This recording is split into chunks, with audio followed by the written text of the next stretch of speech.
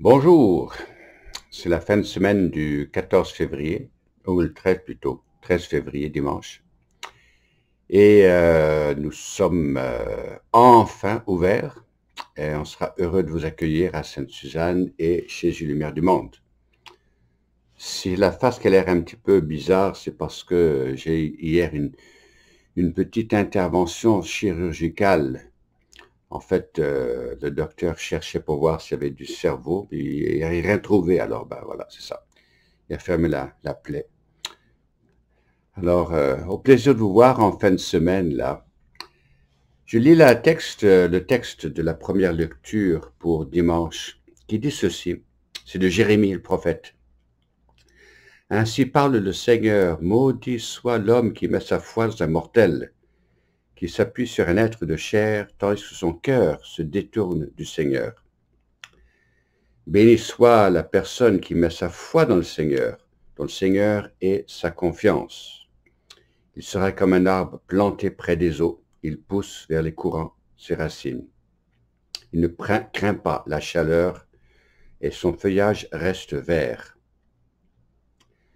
Si je retraduis ceci, non pas juste en parlant de personnes, mais de pays, le Canada.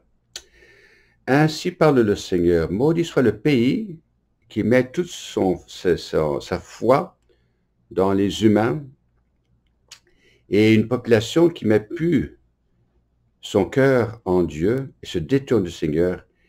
Il sera comme un buisson dans une terre désolée. Il y aura désunité. Ce sera comme un lieu aride au désert. Ou inversement, béni soit la population qui met sa foi dans le Seigneur, dont le Seigneur sa confiance. Cette population, le Canada, sera comme un arbre planté près des eaux qui pousse vers les courants ses racines et elle trouvera de la vie. Bon, je prends ce texte du premier dimanche, de ce dimanche d'ouverture, parce que ce texte tombe pile avec ce qu'on vit aujourd'hui. Vous voyez autant que moi que les divisions de notre pays, toutes sortes de raisons pour cela. Et c'est inquiétant, parce que même si on n'est pas tous de la même race, etc., la paix de notre pays est quelque chose de riche, d'important pour nous. J'ai regardé le blason canadien pour retravailler, regarder ça de nouveau. Le blason du Canada qui a été, bon, ça fait depuis la fin du 19e siècle que ça a été mis ensemble. Mais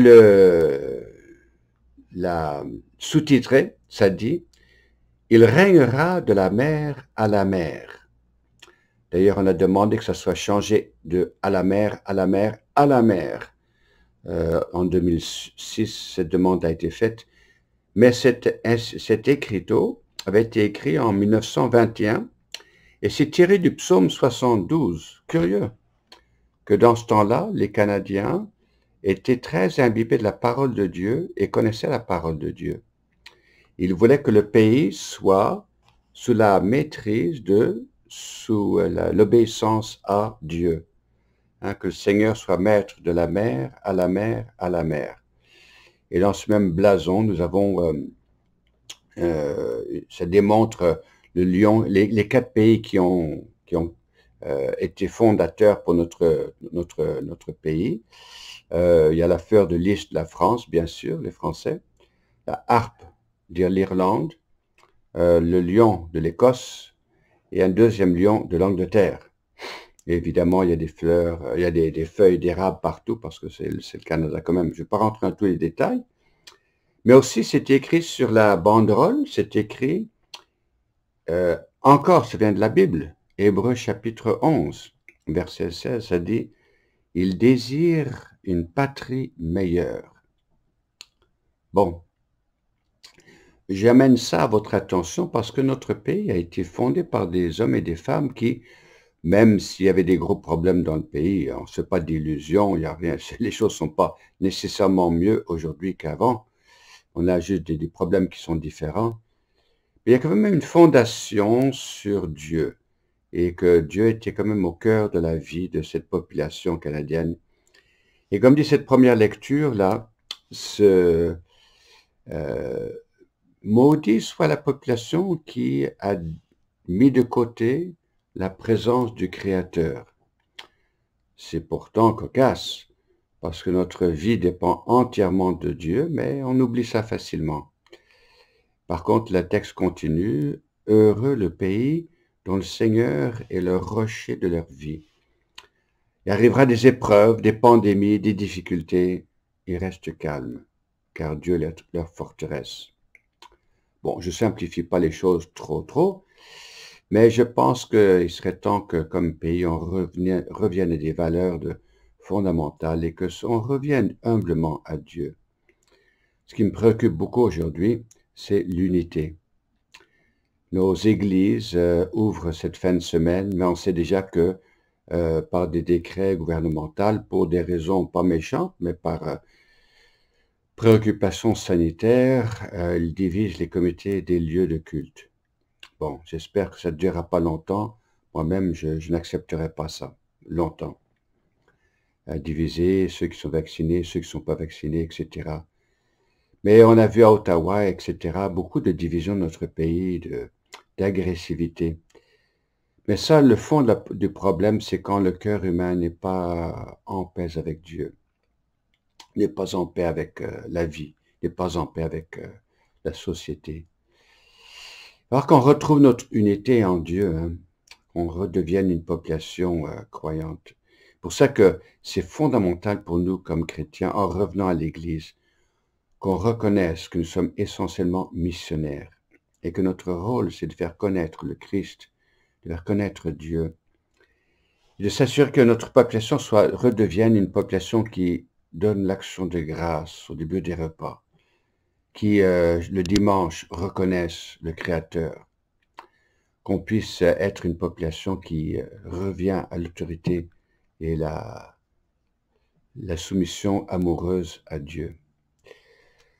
Alors, je souhaite une excellente rentrée.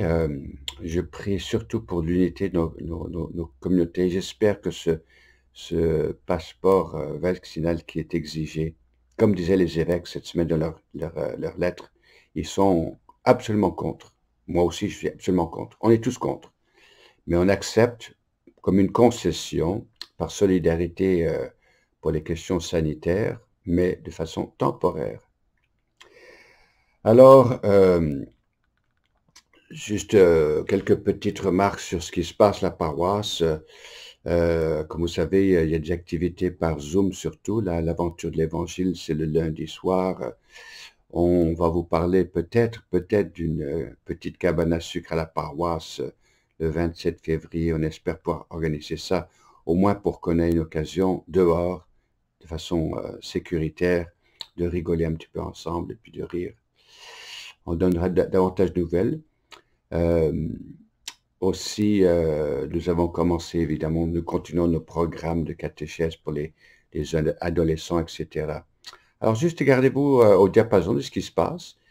Nous souhaitons une excellente semaine, ce retour à l'Église enfin. Mais prions surtout pour que notre population puisse, comme cette première lecture, remettre notre confiance en Dieu, remettre notre confiance en lui. Heureux la population dont le Seigneur est le Maître.